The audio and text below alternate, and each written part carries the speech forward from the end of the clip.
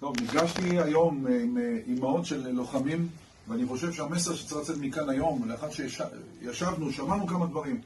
עדיף שיהרגו 1,000 מחבלים, אלפי מחבלים, 10,000 מחבלים, לא שרה אחת מראשו של חייל צה"ל. חשוב לנו להסביר דבר אחד, החיילים, יש לכם גיבוי מלא כאן בכנסת ישראל, אני נלחם עבורכם גם בחוץ וביטחון, גם במסרים שלי, גם מול ראש הממשלה, אני אסביר דבר אחד.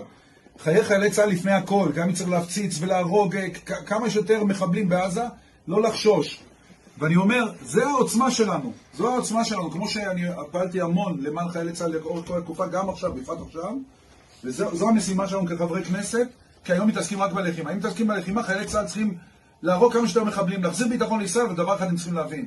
כולנו מאחוריהם יד אחת, ללא קשר פוליטי, אני יודע שזה חוצה גם מפלגות, כולנו ביחד עם חיילי צה"ל. חשוב להפנים את זה ולהבין את זה, כולם, גם אנחנו במערכת, החיילים צריכים, תמסרו, דרככם אני מוסר להם, שאני בשבילם כל מה שצריך פה. ולא משנה כמה אני אפגע, לא ועדת אתיקה על מי שתקף את חיילי צה"ל, שתקפתי חזרה. אני אומר דבר אחד, אני פה להגן על חיילי צה"ל, גם אם יתנו לי עכשיו שנה, איבוד זכות דיבור. תנו לי עונש. אני לא חושש, ואני אומר, אנחנו כולנו איתכם.